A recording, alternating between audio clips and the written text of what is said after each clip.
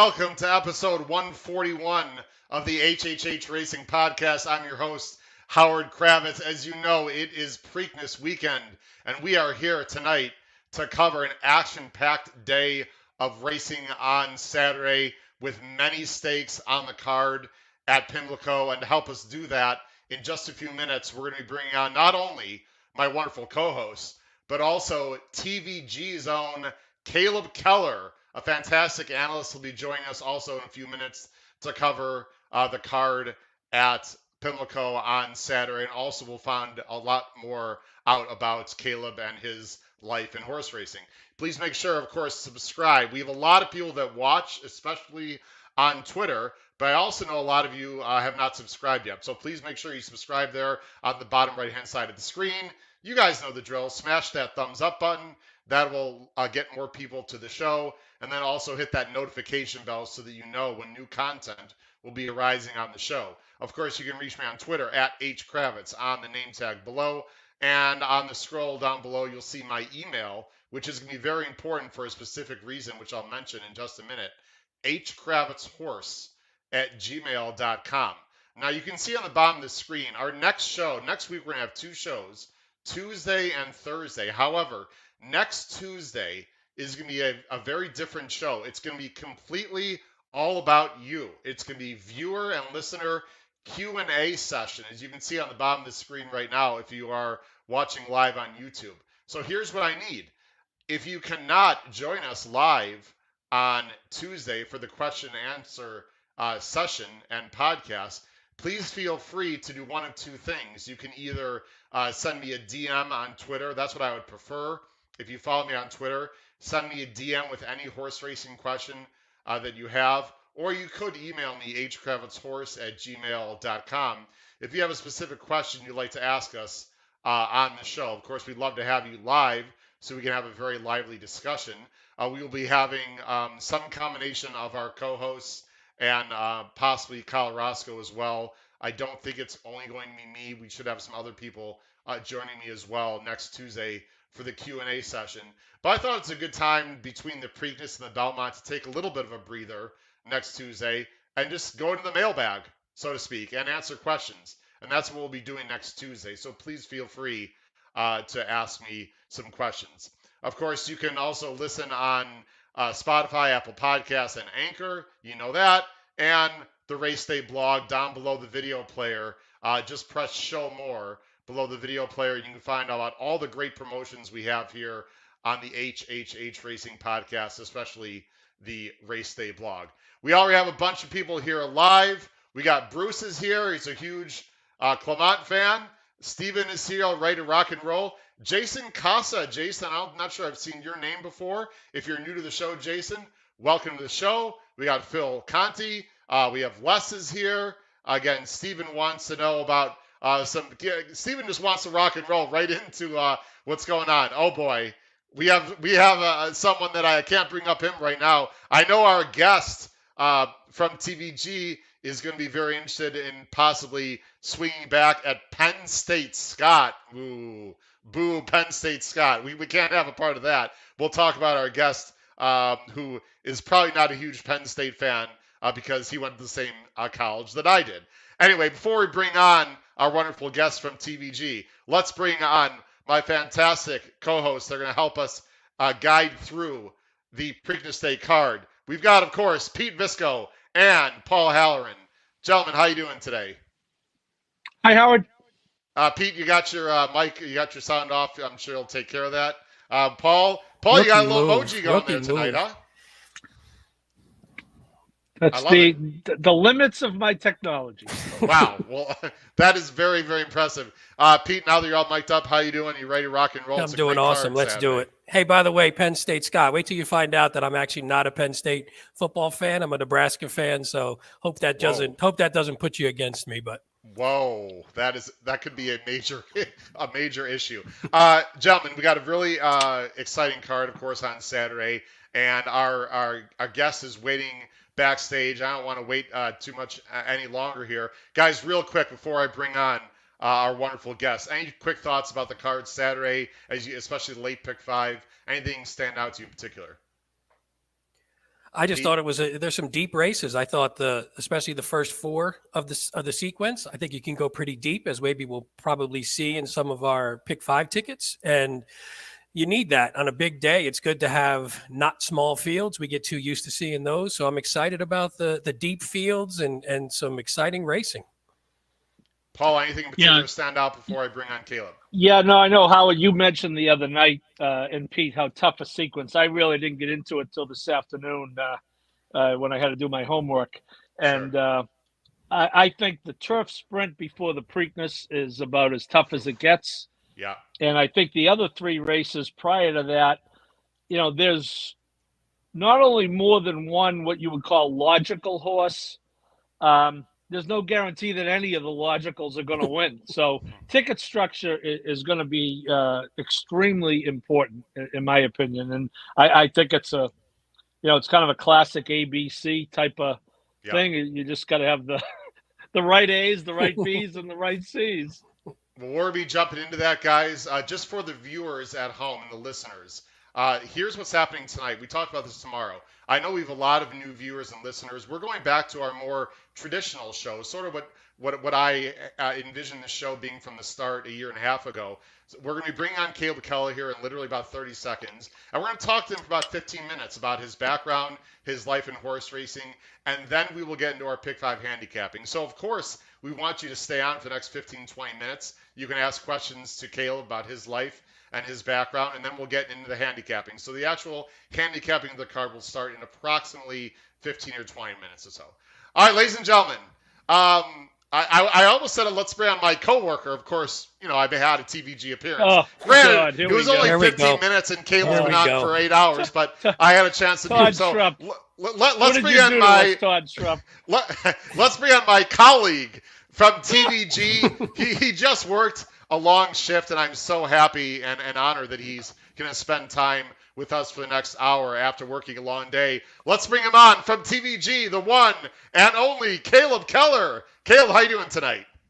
I'm doing well, and as you gentlemen know, you're not working when you're talking about horses, so I've been really pleased with what I've heard from you guys. I had a chance to tune into some of the YouTubes more recently after I met you and download some of the Apple podcasts, but you guys really do a great job of dissecting the race, true handicappers and bettors, talking about ticket structure and whatnot. So you got some top class insight here on the show.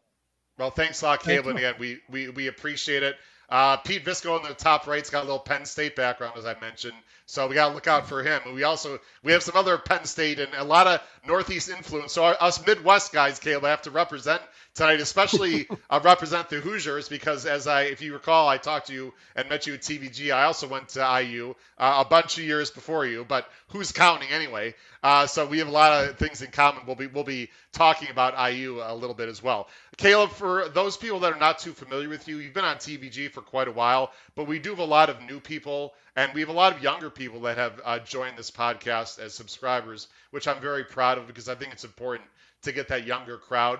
Can you briefly tell everyone your background in horse racing and where you're from originally?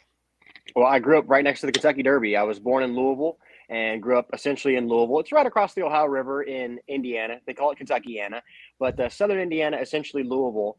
And, the Kentucky Derby was like the biggest day of the year. It was a family reunion time for everybody in Floyd's Knobs, Indiana, have these big parties. So I was always loved the Derby and the pageantry around it, although I didn't grow up in a horse family. Nobody in my family worked at the track.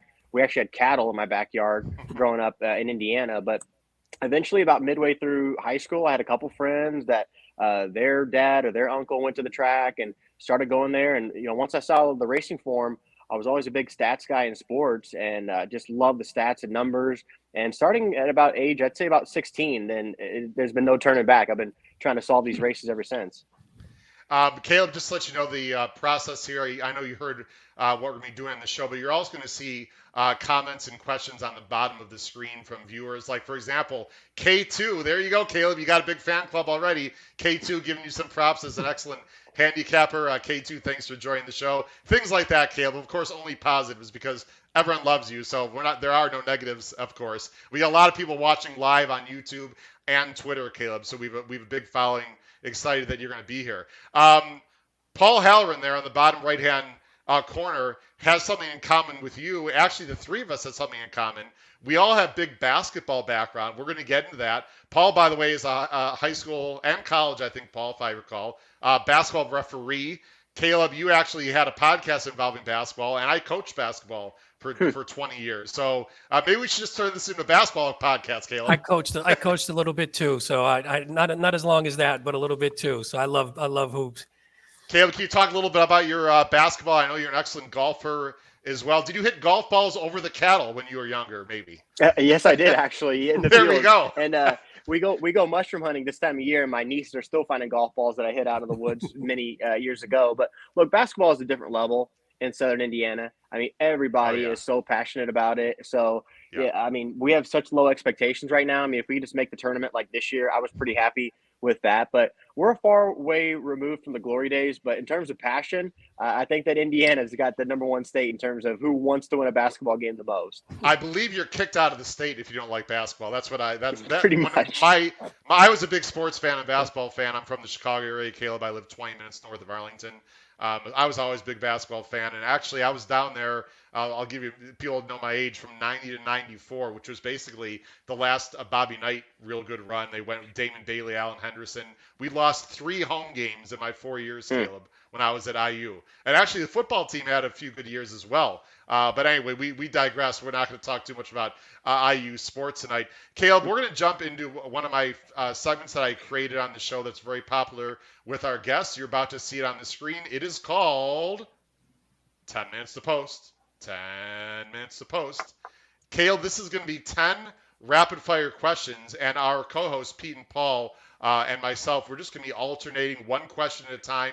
These are rapid fires, so you can answer them in 5 seconds. You can take, 30 seconds, but it's meant to be pretty quick. They are mainly horse racing questions, but there are also some mystery non-horse racing questions. So we'll just go in this order, guys. I'll go first, and then Pete, and then Paul, so we just keep it consistent. So are you ready for 10 minutes to post? Yes, Caleb? indeed. Let's go. 10 minutes to post. All right, here we go. First question. You'll see them on the bottom of the screen. What was the first moment you fell in love with horses or horse racing? That pink saddlecloth here behind my man when Barbaro crossed the wire. That was the first time I actually handicapped the Kentucky Derby in high school in study hall. And not that he was the hardest horse to find, he was undefeated, but placing $12 on Barbaro and watching him shoot down the stretch was the absolute moment for me. Wow, that's a great story. Pete, go ahead. Ooh, best, most memorable horse racing event ever attended. Good one. I don't know, man. I think this Rich Strike that I had a chance to see right up there on the rail, not to obviously have the recency bias, but the stunned nature of everybody around, that they literally could not believe what they just saw. I can't think of a bigger upset that I saw in person than what we just saw there in the Derby. I'm sorry. Did you want to follow up with that, Pete, at all? No, not at all. Okay. Again, Pete and Paul, feel free to follow up with a very brief question if you'd like to, or we can just keep moving on. Paul, this is yours. Okay, Caleb, your bucket list track or race day event you would like to attend anywhere in the world? I'm going to say the Belmont. I've never been to Belmont. TVG at times. Now there's a little bit of separation between New York racing and California, but I had a chance to be at Saratoga. The one big event and the one big track I haven't been to is Big Sandy.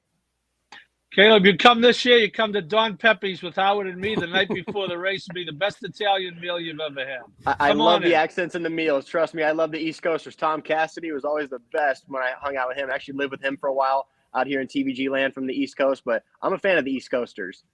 Caleb, we'll take care. I'm going to my first Triple Crown race next month, and it's going to be the Belmont, and I'm having dinner with that. Oh, I got to do this right there. I always screw this up. That guy right there on the bottom right side of the screen. I heard Don Pepe's is fantastic. So, yeah, meet us out there. I'm sure you got no plans. You should join us. Next question. What advice would you give someone who wants to work in the broadcast industry, Caleb? I would say start your own content. Number one. And if you have the chance to create a show like this, I mean, the things are ripe to create your own content. We learned a lot about user-generated content in college. And then for the ones that want to get to an entry level, my advice is you'd rather go get somebody coffee at a big company that you can move up in as opposed to being the announcer at at a minor league ballpark. So go to the bigger company and take the smaller role. And if you're good enough, you'll move up. That's great advice. You got to work your way up. I was actually a journalism major at IU. Wrote for the Indiana Daily Student, Caleb. So Mhm. again, I'd love to talk to you off air. We have a lot of things in common. I don't want to bore people too much at home. But I always wanted to be when I was younger, sort of Harry Carey, the announcer for the Chicago Cubs. I'm a full-time high school math teacher. I love what I do, but this is sort of I'm living vicariously through my journalism and broadcasting background now. And I did give Todd Schrupp a resume. I haven't heard back yet from TVG, but, so we'll see what happens with that. Pete, you got the next question. You need to drink a lot more beers if you want to be Harry Carey, by the way. Sure. Most embarrassing, crazy moment on air with TVG. There was a time where I started doing some like juicing, like juice cleanses and everything, and I had like the NutriBullet and this, and I was all excited about my fruit juices and everything. And then one day on the show, it's me riding solo, and like the seeds from the berries like got stuck in the sphinctozoid, as Todd Schrupp would say, and I had no way out. Couldn't talk, no water in sight, literally just like choking there on the air. So I'm gonna say, and I did away with the fruit drinks after. So the juice cleanse literally lasted for one day at Mountaineer. Got choked up and haven't drank them since. That's awesome. Paul? Caleb, your favorite non-horse racing sporting event you've ever been to? I'm going to say the Final Four, 2010. Actually, I got a chance to be a ticket intern for a company called Razor Gator, and that was the time where Butler had the shot in the air to win the national title, and it was in Indianapolis. Like every Butler alum in the city paid for their one big ticket, and it's in a football stadium, so 90,000 watching a basketball game, and that was a Shakespearean experience, Duke versus Butler. Wow.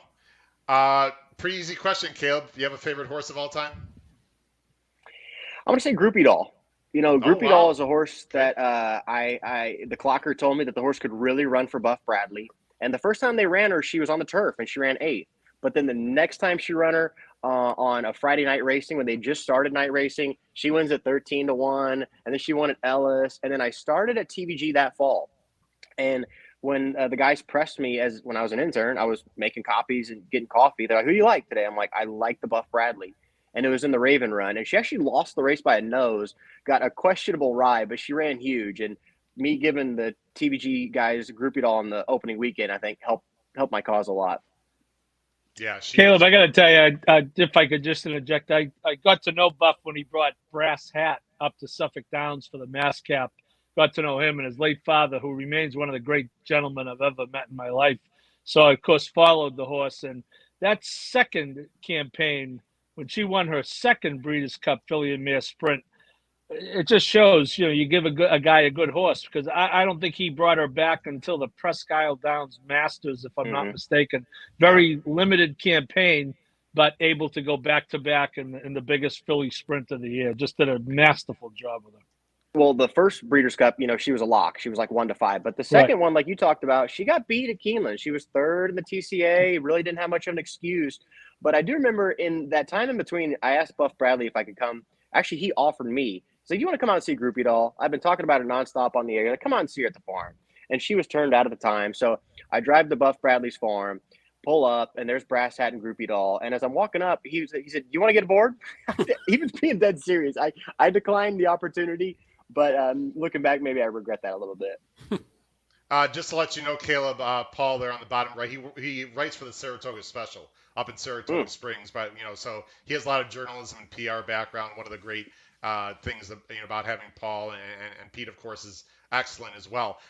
Pete, this question is for you. You got to read it carefully. By the way, Pete and Paul, actually, Pete, you can see it. Paul, you can't. I had to throw the next 3 questions, Caleb, are going to be non-horse racing questions, and I had to throw a basketball question. And I know you know the game, so here's the question from Pete. Oh, boy.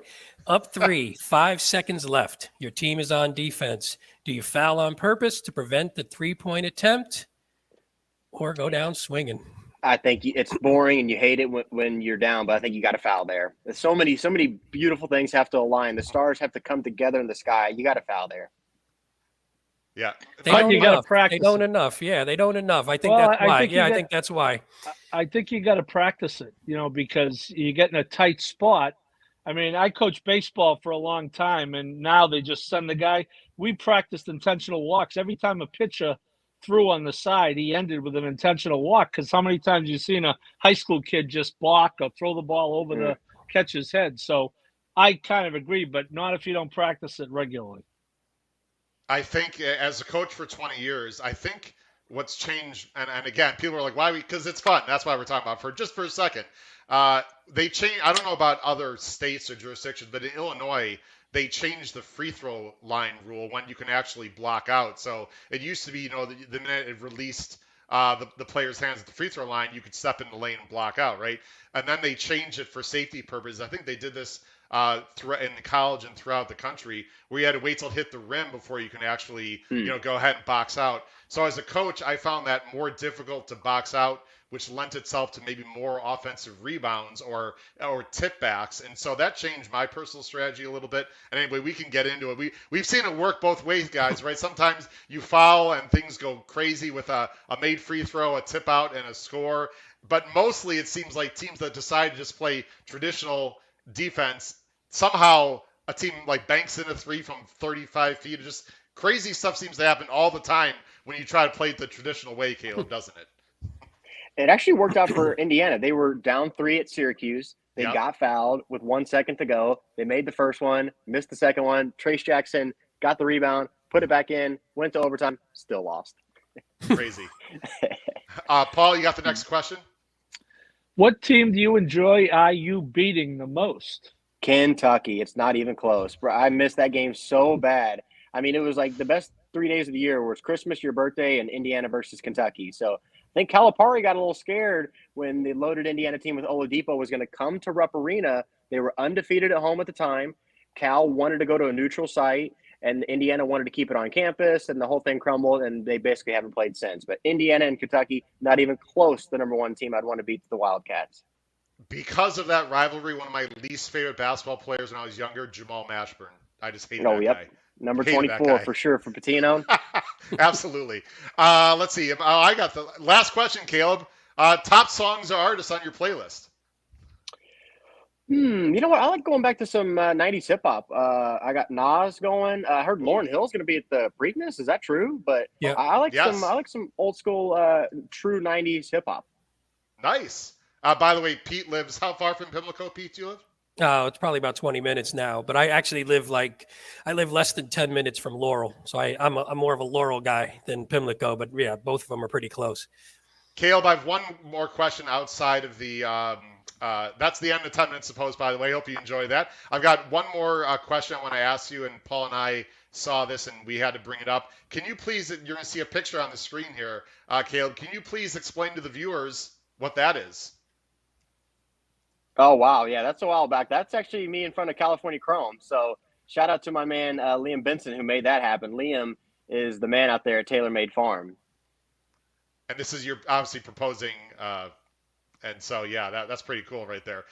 You're a big fan of California Chrome. How did that develop?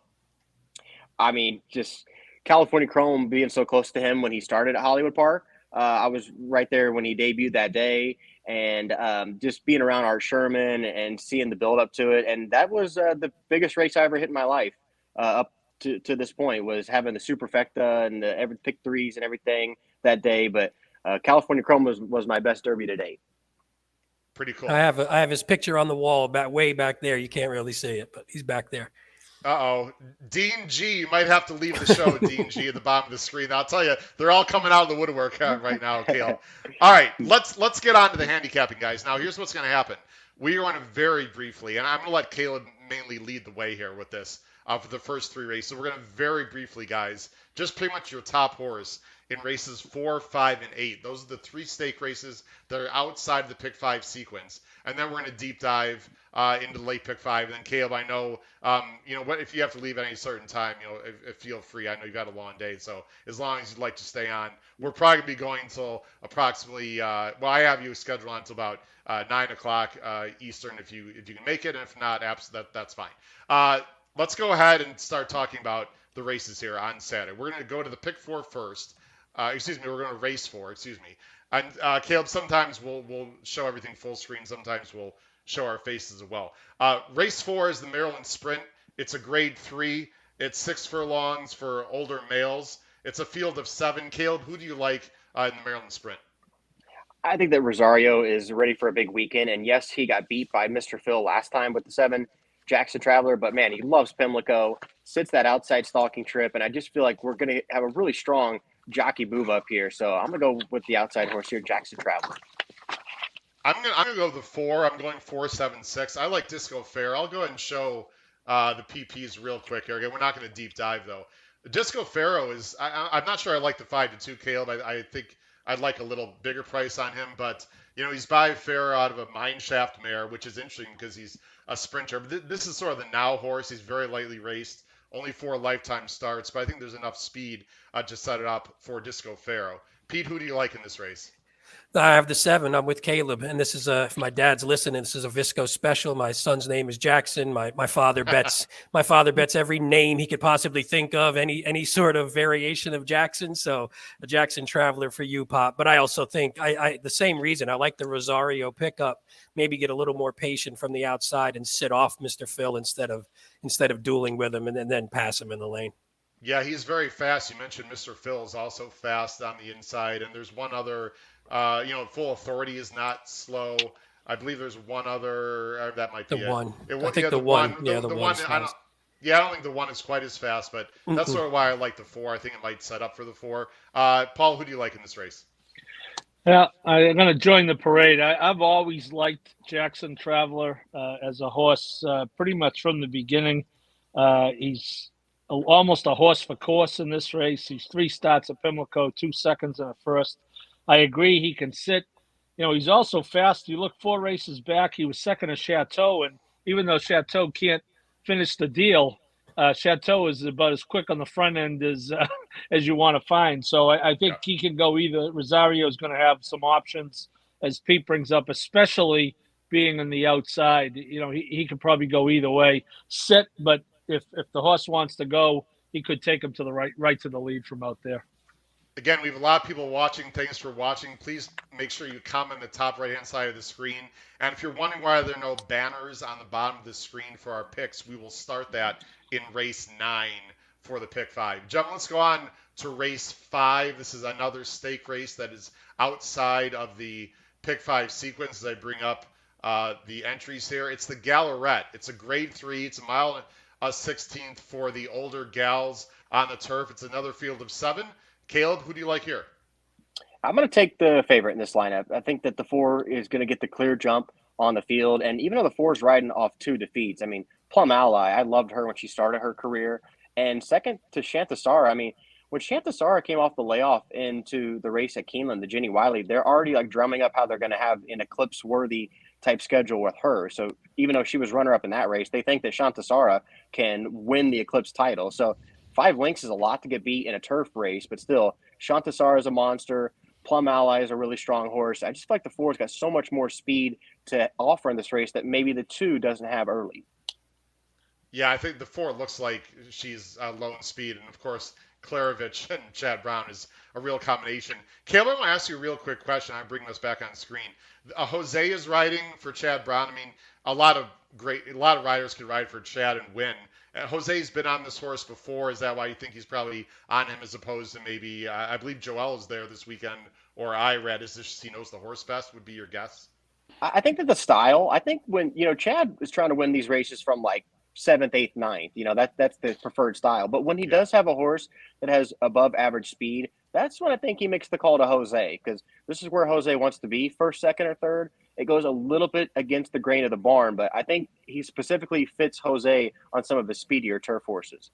I think that's an excellent. Jose's a little. I mean, he's very patient as well, but I think you make a good point that Jose tends to be a little more aggressive with his riding style. I'm going with the 2, Crystal Cliffs. I think it's pretty much between the 2 and the 4. I am concerned with this Grand Motion mare that she might be too far back, but I'm just counting on Tyler to get this horse in position and not be too far back from technical analysis. I've got 2, 4, 5 here.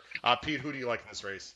I have the 2 as well. I went sort of chalky 2, 4, 3, but my hope with the 2 was that maybe the 5 or the 7 can show a little bit of speed and maybe knock the 4 off his game a little bit. But I think it's probably between the 2 and the 4. Paul? Team Chad. Okay. Yeah, I mean, Technical analysis is going to be tough. I now they were well. We'll talk about the turf races in a minute when we get to race 9. But I noticed I of course am a full-time teacher, Caleb. I was working today, but I did try to watch some replays of Pimlico. They were off the turf today, so I guess they got. Did they get some rain out there? You guys got some rain, Pete, yesterday? Yeah, we got rain. Yeah, we got rain last night. Yeah, but actually poured for a little bit, so it was probably just precautionary to save it for Friday and Saturday, I imagine. Pete, I'm sorry, Caleb. You want to chime in? Yeah, real quick. I know you got the formulator pulled up. So go back to the 2 real quick in Crystal Cliffs and click on the sire, which I think the American public's kind of heard of Canford Cliffs, but roll down and go to the career record. Okay, and look at the 1-2 starts ago on June of 2011. Yeah. Beat Goldakova at Ascot. So that horse is no good, Caleb. She's no good. Come on. Wait, have as a career resume. Golda who? By the way, Caleb, I had a show last year, right before the Derby, of my top favorite 10 horses of all time. I think Goldakova was, I'd have to go back 3 or 4 on my list.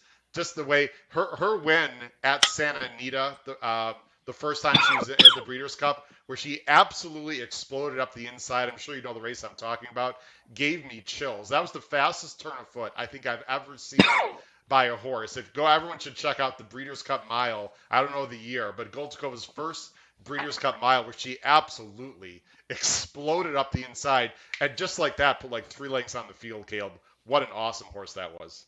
No doubt. She had a distinct style too. She had that amazing stride frequency, basically like a Winx, but she also ran with her neck very extended. And her brother Anadin had the exact same style. Anadin was second in the Breeders' Cup Mile, but those horses, they showed you with their neck extension how much they wanted to compete.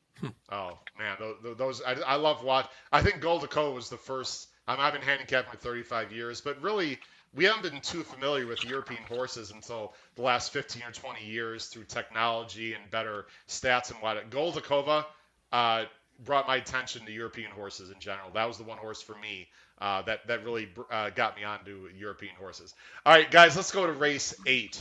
Again, this is the last race before the pick 5.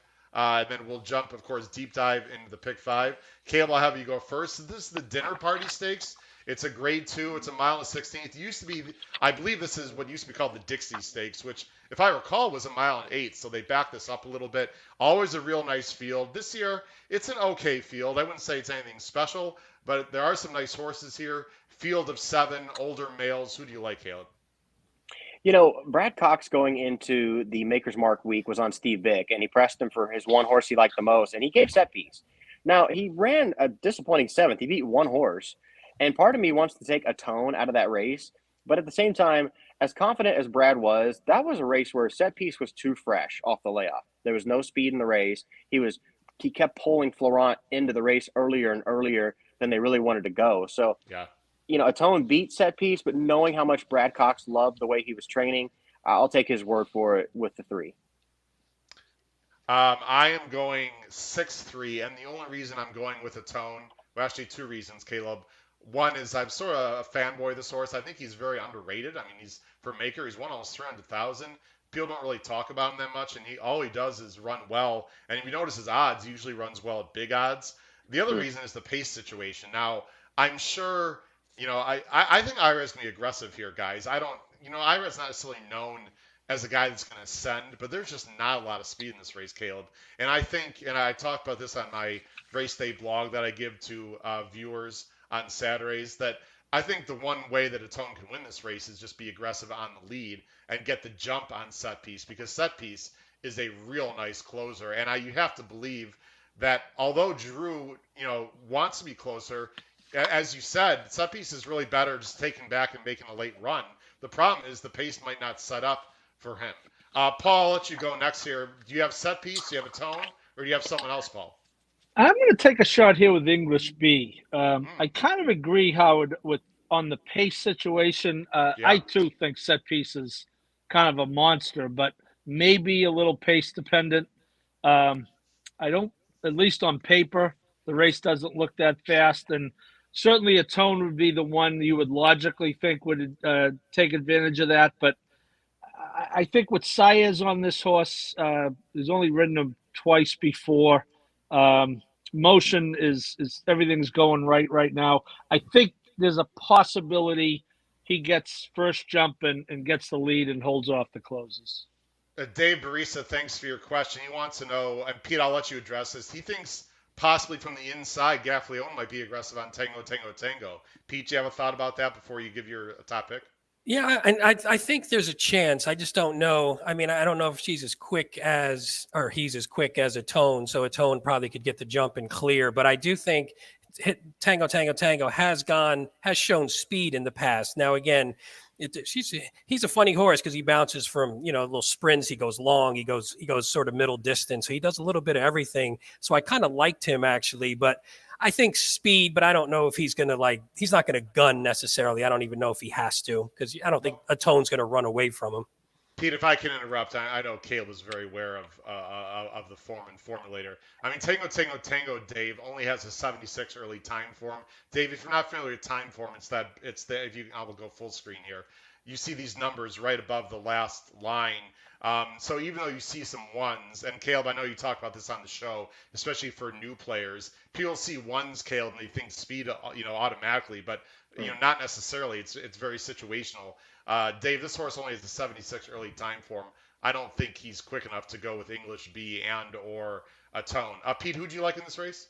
I had the 4, Beacon Hill. This was one where I thought was improving a little bit last year and then came back this year. And I sort of like when they come back and didn't beat it by much, but had her lifetime buyer top coming back. And actually, I thought that was one where if you watch the replay, was sort of altered a bit and then was bumped down the lane, or probably would have won that race coming from, had a really rough trip. It was not rough, but it was early, but just was way too far back when normally this horse is pretty tactical. So I think this one could sit off and maybe get first run at a Tone, because I don't think a Tone's going to get away too far. I don't think he has that kind of speed. So I think this one can get first run, and hopefully from 4 to 5 has improved a little bit, and with a better trip can sort of gobble him up, because he was coming at the end, and he really got knocked off course twice in the lane. He did. He's second off the layoff. This is the stuff up in class, though. But he's interesting. I have him in the mix as a seahorse, Pete. All right, gentlemen, let's go on to the pick 5. This is where we're going to do a little more deep diving. Again, Caleb, whenever you have to leave the show, of course, we'll all understand. We're good. The pick 5, and I'm going to go ahead and you're going to see also a scroll now, Caleb, on the bottom of the screen of all 4 of our picks, so you can sort of compare, and people at home can see where we're going in this race as well. Race 9 is the Chick Lang Stakes. This is the start, ladies and gentlemen, of the All Stakes Pick 5. It starts approximately 3:31 Eastern Standard Time. This is a Grade 3. This is specifically for 3-year-old males going 6 furlongs. You see the field here.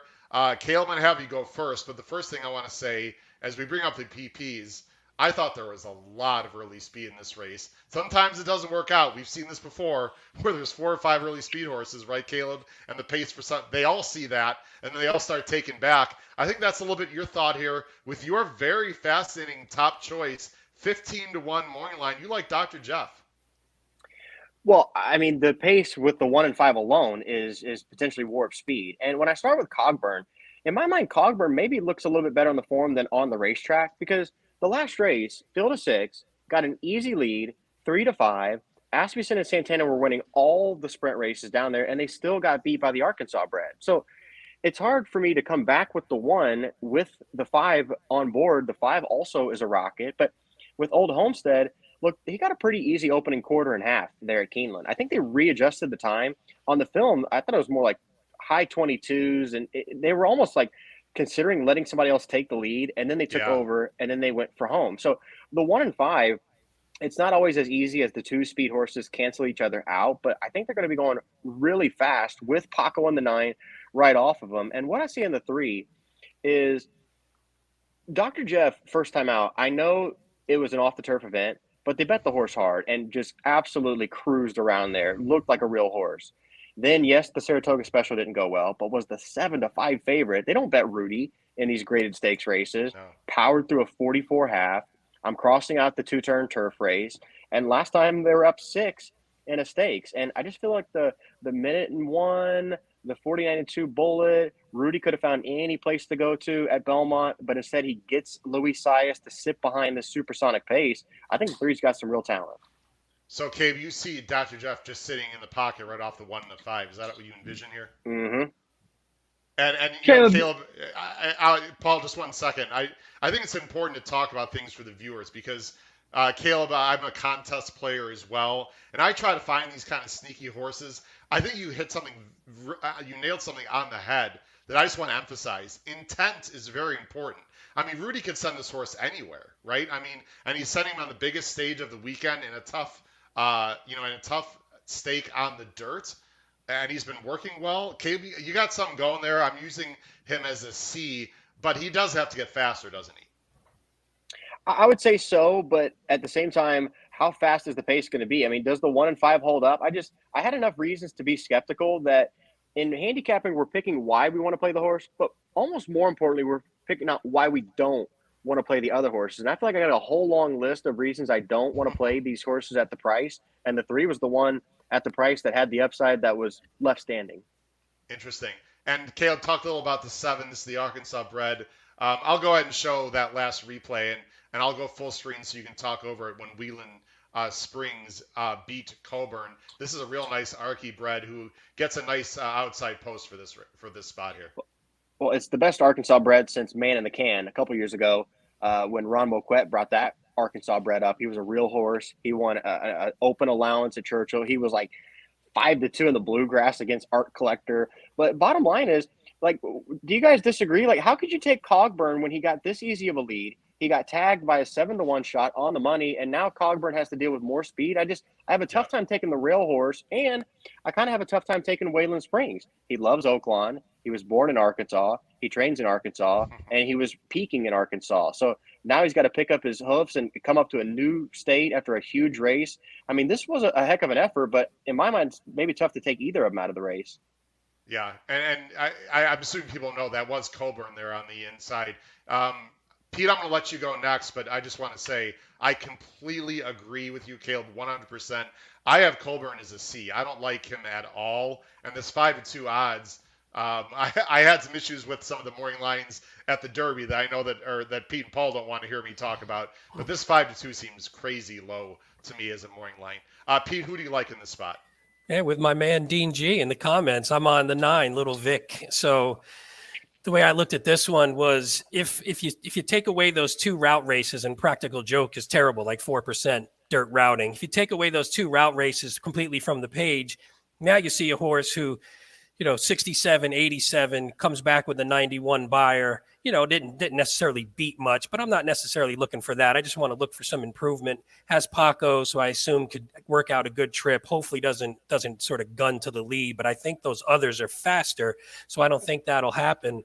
And I just think that because being outside, maybe can get the first jump and then is showing improvement. And if it takes another step forward, I mean, it's got a little ways to go, but I think if it takes that other logical step forward from 2 to 3, second off the layoff, or, second off a short layoff, then I think this one has a shot. And I think the odds are 6-1 because the form's a little muddy just from those 2 route races.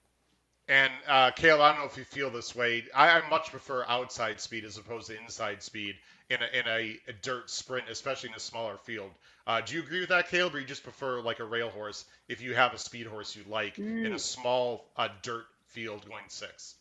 I mean, I would somewhat agree, but I would disagree on this weekend because hasn't the rail been lightning at Pimlico? The War of Will come to fence and Mighty Mischief on the lead, and I feel like every time we come out of the Preakness, all the trip handicappers that know the track are talking about how the rail was so great. I mean, I would to some degree. I think that I would agree on a daily basis, but Pimlico specifically, that rail is always so good.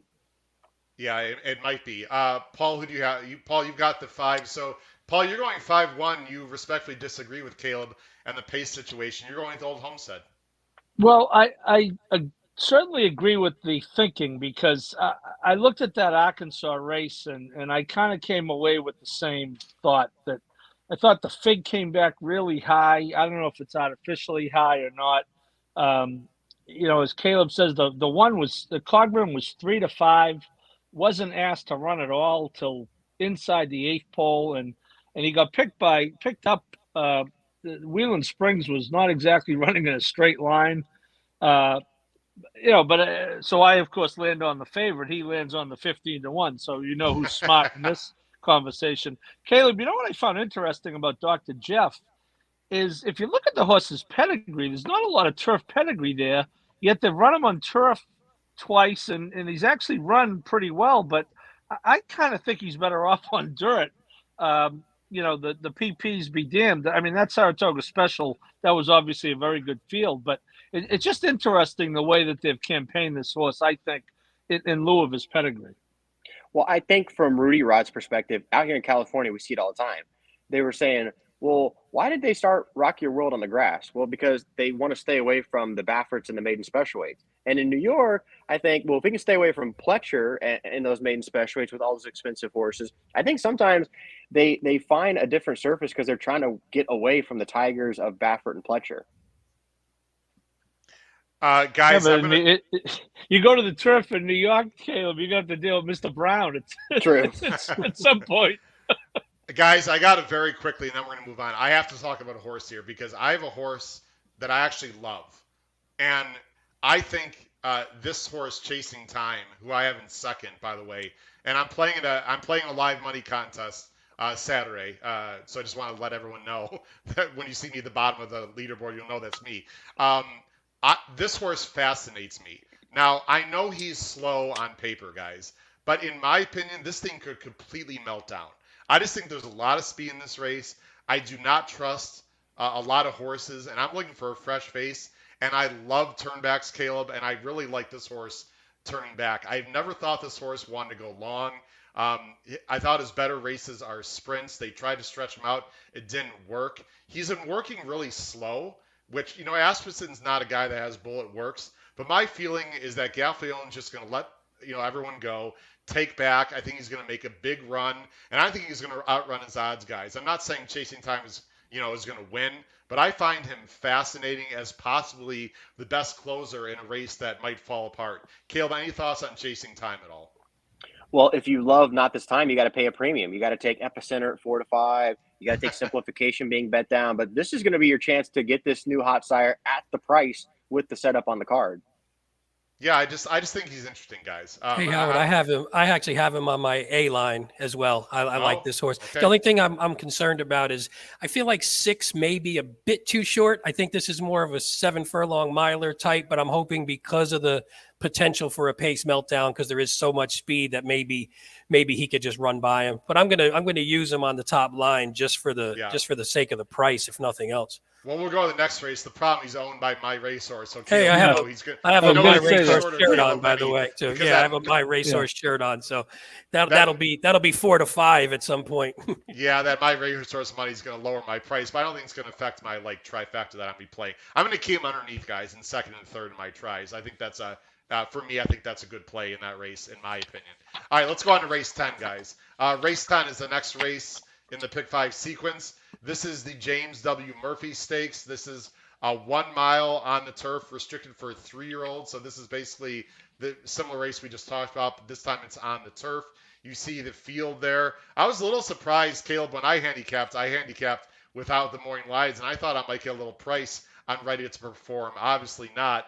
He is the favorite, but you are going with that horse for Cox and Giroux.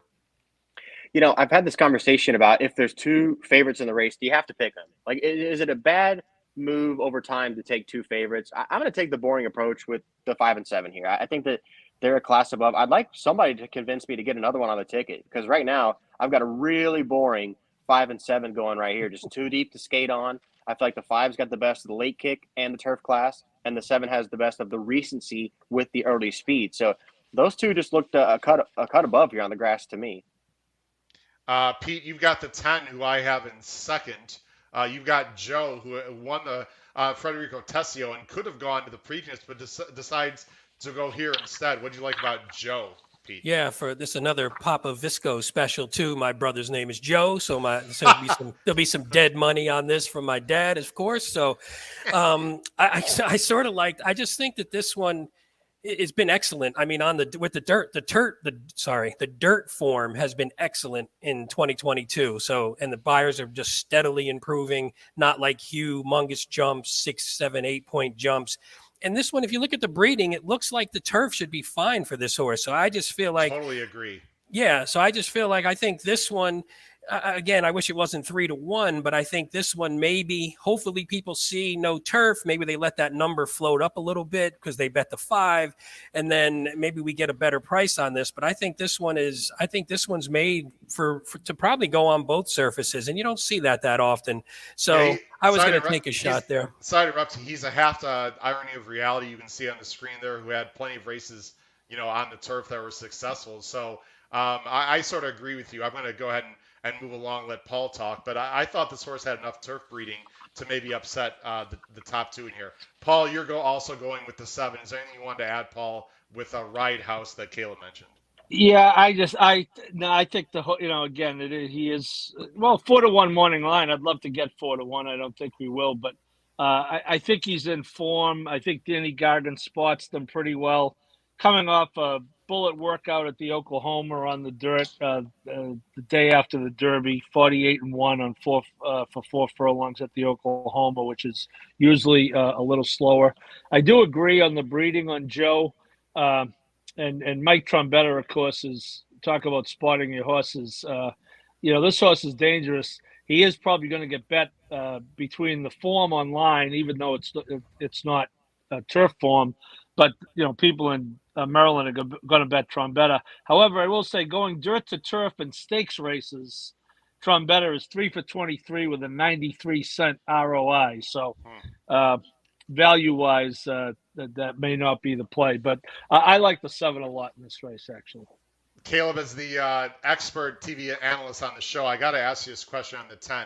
And if you have insight, that'd be great. I'm assuming you don't, but if you do have inside info, I'd be curious to know, do you think Trombetta is putting him on the turf because he can't be competitive in the Preakness, or the fact that he just actually thinks the horse can run on turf and this is just a better spot? I think that he has to really be wanting the grass, because if he didn't want the Preakness, then he could just go to the Sir Barton, which is coming up next, right? The kind of the undercard 3-year-old race. So, the first, I don't want to look too much into the first turf race. He still made up 5 lengths late. He was 8 lengths down and he got beat 3 lengths. But I think deep down, he really believes that this is a grass type to pass up 2, not 1, but 2 good dirt opportunities on this very card. Yeah, I sort of agree. I don't think the post, by the way, is going to do him any favors, but we'll have to see how the race develops. Let's go on to race 11, guys. Race 11 is, of course, the third leg of the pick 5. This is the Sir Barton that Caleb just mentioned. It's for 3-year-olds that aren't quite good enough to be in the Preakness. They're going a mile 16th. This is always a fun race, Caleb. I enjoy this race every year because you have a nice mix of horses that are coming, maybe out of the Derby or maybe other races that just are a little bit of cut below with some fresh faces. And there is one fresh face, B. Doc, who I remember very well, Caleb. I want to bring us on screen because I was at Keeneland. That was the day where I had my appearance at Keeneland. And I believe, correct me if I'm wrong, you were on aired just before that race. I don't think you covered that race for TVG, because after that horse won, I saw Gabby and Scott Hazelton look at each other, and they looked at me like, where the blank did this effort come from with the 92 buyer? Caleb, but you're going with B. Doc to maybe he's just figured it out. Real nice horse for Doug O'Neill. Yeah, I think that the speed that he had, they had a reason to get on the plane to get out to Keeneland. And the way the horse took off, these Gormleys are fast. And, the race 2 back, he got caught in behind a tidal wave of a horse that won by 10. The second to McLaren Vale, I think, is a quality running line. But, this is a race where Tyler Gaffleone, when he gets close to the lead, he's really strong. And I also found this stat.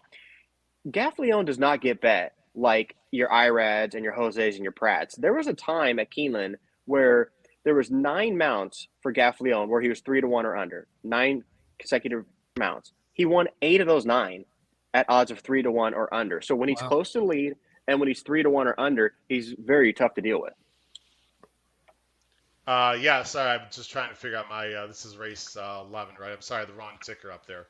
My bad. Caleb, do I have the right numbers for you? I'm sorry, maybe I have the wrong scroll up. No, this was the race that I was the most indecisive about. This was I kept on going back and forth in the race, but ultimately, Ethereal Road, I think that they have well spotted for this one.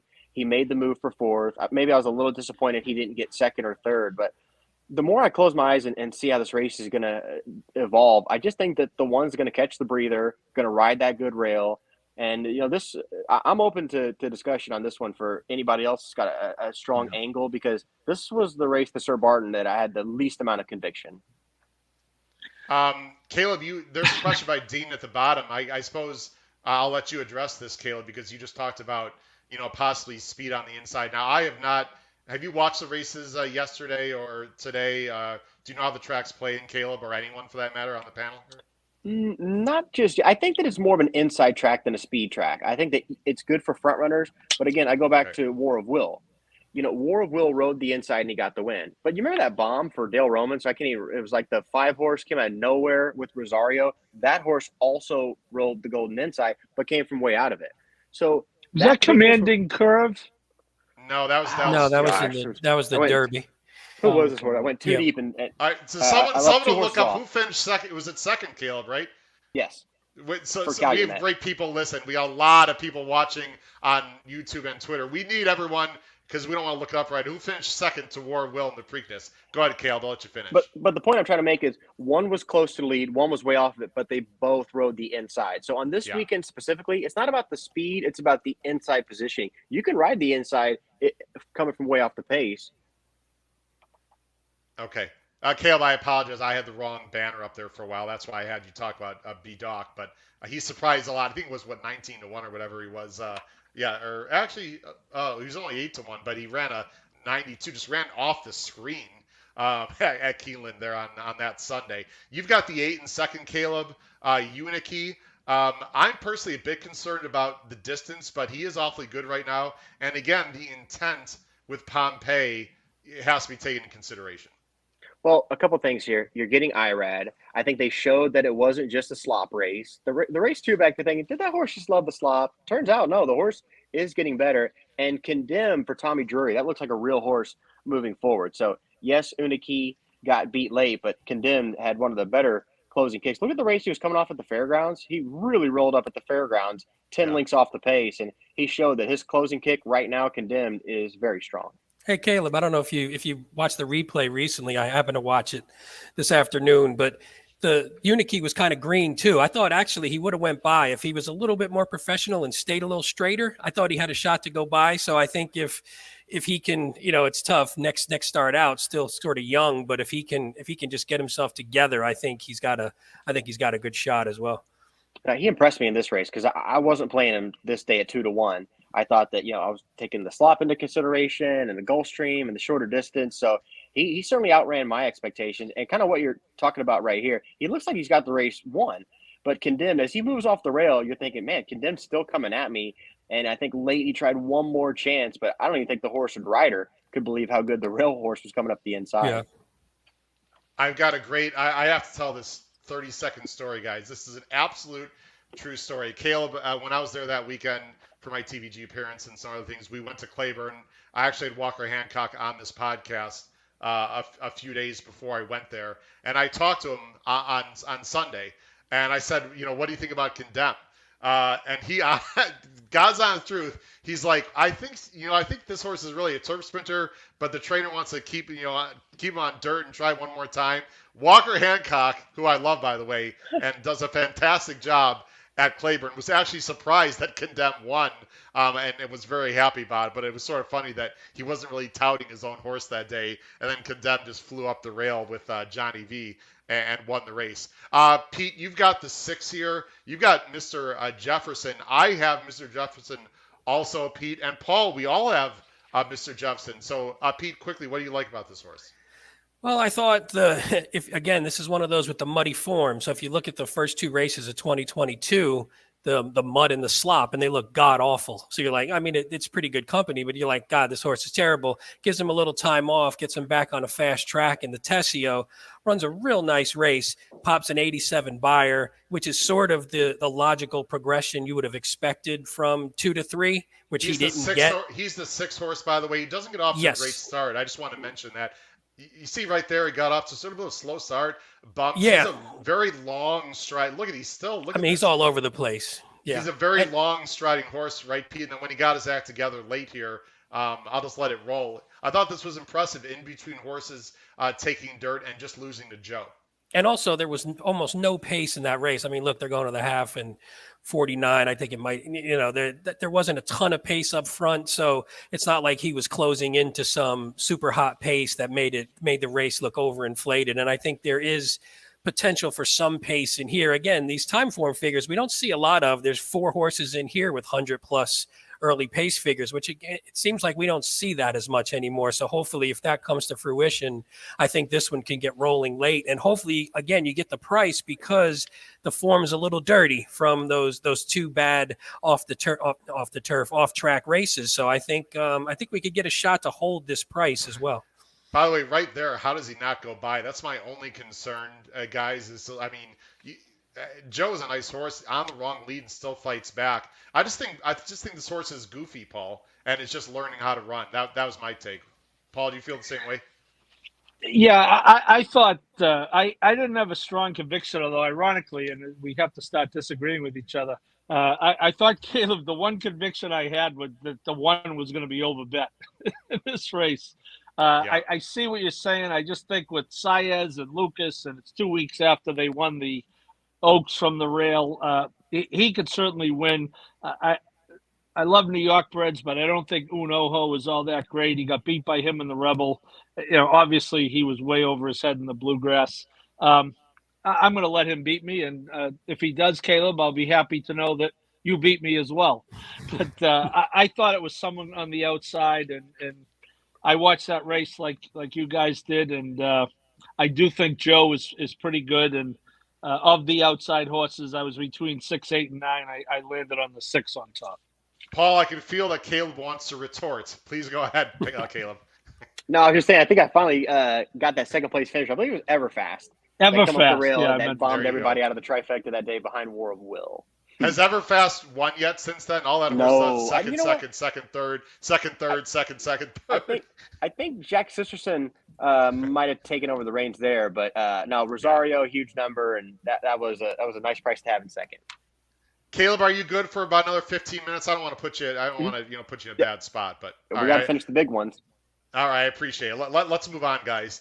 This is a race that Paul, I agree, is absolutely impossible. I'm not gonna. Let's just go right to the PPs here, guys. This is the turf sprint. It's 100,000, 5 furlongs. It's a big field. Let me go ahead and switch. I don't have a producer, by the way, Caleb. I do it all in the background, and unlike the wonderful people at TVG, I sort of do it all on my own here. So you got to bear with me with switching some stuff around.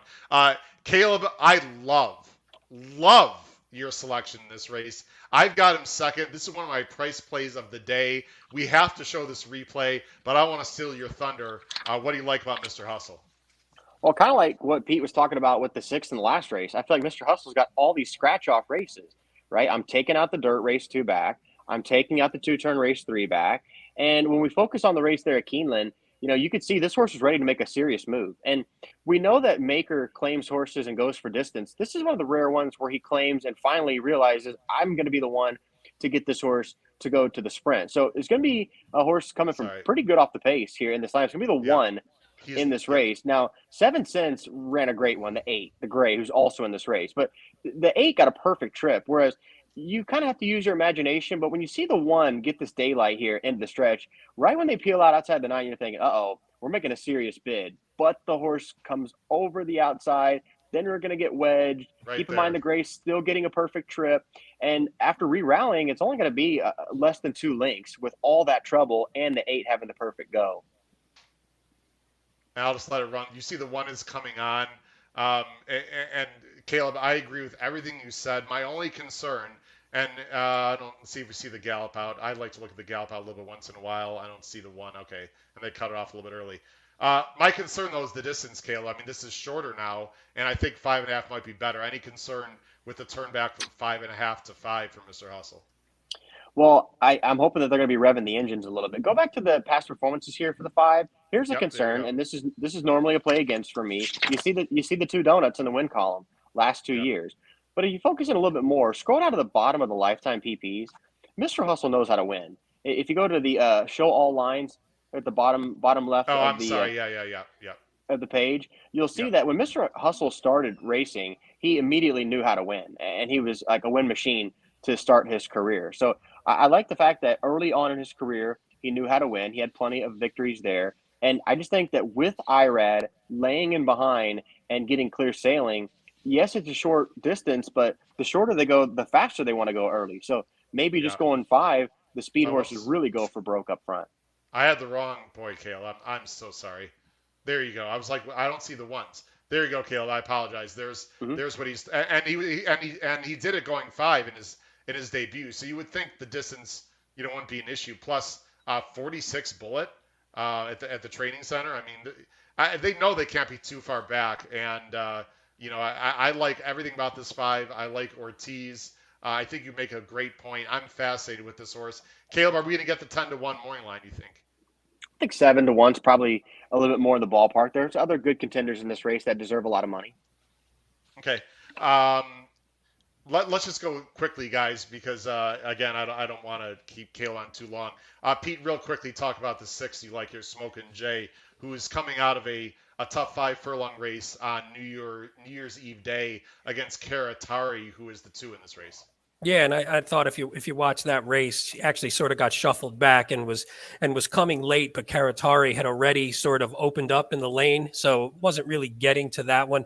Plus, I have if you look at the form back there, I think back in June last year, had a real nice hit. My cousin knows someone associated with this horse, I think, so he had given it to us. Right here. Yeah, so I think if you sort of watch him. Oh, sorry, froze up on me. That's all right. It's the one he sort of that's all right. We're shuffled back and is diving through. But I think what Caleb said exactly is this is one where I'm hoping they just decide to go real fast up front. And this is one that can close, especially at this. I think at this distance, he sort of likes the 5 furlong. And I think if he can get his closing kick going and he picks up Jose, he's had sort of jockey roulette throughout his time. And this is one where I think if he can just get rolling, and hopefully again they do get a little hot up front, I think he's going to be rolling late. And I think our man Kyle Roscoe in there is with me on Smokin' Jay a bit. Oh yeah, we've got some. Sorry, there are a lot of comments there. I appreciate all the comments there, Kyle. I see your comment. Real quick, Paul, who do you like here? I went with the 3 7 cents. I think this race is really going to come down to the trip, and I went with him because I think he's tactical. I don't think he's going to be in the lead. I don't think he's going to be way behind. This is a full field of 10, or almost a full field, going 5. Always potential for trouble. I think he has the possibility to get the best trip. 4-1 morning line. He's kind of right in the middle there.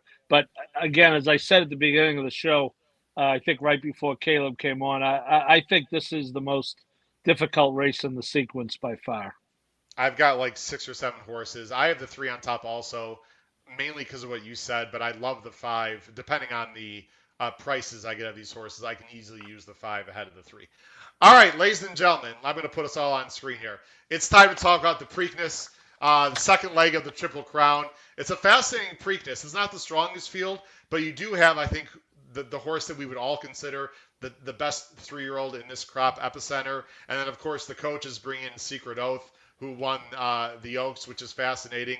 And there's some also interesting new shooters. Let me go ahead and switch the banners here, and everyone will see each other's picks. A lot of people are probably going with Epicenter and or early voting, and that's why we have great guys on like Caleb Keller tell us, oh, no. Forget that. The girl power here is going to steal the show. Caleb likes number 4, Secret Oath, for the coach. Caleb, convince everyone why another female is going to win after Rachel Alexandra on Saturday. Well, I had a chance to cover the Smarty Jones at Oaklawn back on January 1st. And the day before was on New Year's Eve, and it was this allowance. Look how loaded that allowance was on December 31st. Matareya wins the 8 bells. Secret Oath, obviously, that was her coming out party. But even Hypersport in there had a 90-something buyer. But when Secret Oath won that day, I just couldn't believe the extension in her stride. And I've said it before. She has the longest legs I've seen, like on a horse. And she looks like if Arrogate was going to have a freaky top contender, like this was the horse. And okay, I want you to go into the turn here. So this is about the point. Right here, Contreras pulls the goggles down. We're watching this at the apron and thinking she's going to run over these rivals if they do not get out of the way. And look at the quality of Matarea. She owned the field in the 8 bells, and she won the Beaumont. So this is a graded stakes horse that she's just going to loop around. Look at these strides and the leg extension here. I mean, this was the move where you're thinking this is a really serious racehorse. And her moves around the turn. Abel Tasman is another Oaks winner that I think is comparable to Secret Oath in the fact that Abel Tasman would make these huge moves down the backside. Secret Oath makes her huge moves in the turn. And this is a race where with the hot pace, there's 3 or 4 big speed horses signed on. You get Luis Saez and 5 pounds and save ground along the inside with the horse with that type of stride. Scary knowing the horse isn't even going to be the favorite. There's one aspect that we haven't really talked about, and I think we have to address it right now. And then Caleb, we'll talk about a few other horses and let you go. The weather. It's going to be in the mid-90s. It's going to be very hot. I don't have intel, on what horses may handle the heat or not. But Caleb, in my opinion, and you'll see why here in a moment with my top choice, do you think there's a possibility that these horses coming off the short 2-week layoff are really going to be hurt by the heat, just with respect that there might not be, at full tilt as they were 2 weeks ago? I think you have to play it the day of. You look at them in the paddock, you look at them on the post parade. Who's got the kidney sweat going? Who's got the noticeable sweat? So it's something that, in my mind, you can't really predict. I will say, in terms of the weather, if you look at the history of second place finishers in the Derby, they have a very poor record over time in the Derby. Now, a recent one was Exaggerator, but it rained that day, and we know Exaggerator loved the rain, so it moved his circumstances up. But over the history, and look, Epicenter, seeing him in person, I was so impressed with his muscular tone, the way that he looks, coming from that Not This Time pedigree. Also, he had a very nice, self-assured nature about himself. But again, it can be heartbreaking losing a race like that at the wire, and that's why so many runner-ups in the Derby over the years have not fired back their best in the Preakness. Hey, Caleb, one thing on what you just said about Epicenter. I was listening to Naomi Tucker on a podcast today, and she was talking about seeing Epicenter this week and said he looks fantastic, just looks like he's full of confidence. I mean, I don't know how to tell sometimes when a horse is full of confidence, but just looks fantastic. Body looks great. Looks like he didn't even run 2 weeks ago. So I just sort of took that as a good sign if you're a backer of Epicenter. So, I mean, again, maybe the heat will take some of the starch out of that, but I feel like this is one that just, if he's just running well and looking good and feeling good, and Asmussen's bringing him back just because I think he knows this horse is ready to fire another big one. I think he had the right amount of focus too, because a horse like Taba was too lackadaisical. Taba's like, he's just going with the wind. He's really calm and he's a gun runner. But when they started playing my old Kentucky home, that calm nature started to boil up as he anticipated competition. Taba had a horrible post parade. So did Cyberknife. Cyberknife was one you could tell in the paddock that he was too high strung. Epicenter was the perfect mix of both. He was relaxed but very focused, and he was very on cue with anything they asked him to do. So Epicenter truly was an A+ impression of the paddock the whole week of the Derby.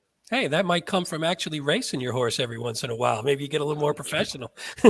What a surprising thing that might be. Hey, Caleb, let's talk about the pace of this race. Now, I'm going to save my top pick, which is early voting, for a minute here. Obviously, early voting's got speed. There's very little speed to the inside of early voting. I think most of us would agree, unless simplification sends, that early voting could get the lead if he wants. But you also have Armagnac coming for Yachtine and then Epicenter. So, Caleb, how do you see the flow developing here? Believe it or not, I think we have to start with Fenwick. Okay, roll up to this hopeless 50-1 shot on the line. Okay. The number one question is, why are we even here? Well, if you look at the Bluegrass, obviously it was a poor effort, but their excuse was we got cut off going into the first turn.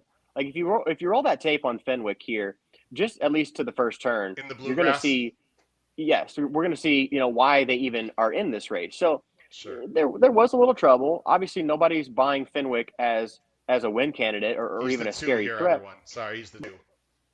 As they come out of the gate, okay, they're pressing a little bit. Some outside horses did get a little jump, and now they're still thinking, okay, well, all right, we'll make the lead. We'll sneak up here, and then No. right when the 5 comes across, and Yeah. that's their excuse. So if you're going to be in this race off that excuse, that tells me you're wanting to push really hard to the front with Florent Giroux, who they employed. So I see the 3 popping out. I see early voting popping out. I see Armagnac with the California speed, and I see Epicenter, who won 5 races in a row, gate to wire. So no, we can't match the supersonic pace of the Derby, which you could rate like a 99 of 100. I still think this pace could be like rated in the 90s. I see 4 horses really intent to go forward.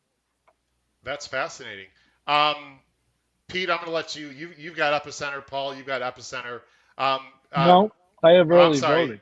I'm sorry, Paul. Paul, you and I real quick. Let's talk about early voting because we both have them on top. I'll let you talk first. Why do you like early voting in the Preakness here, Paul?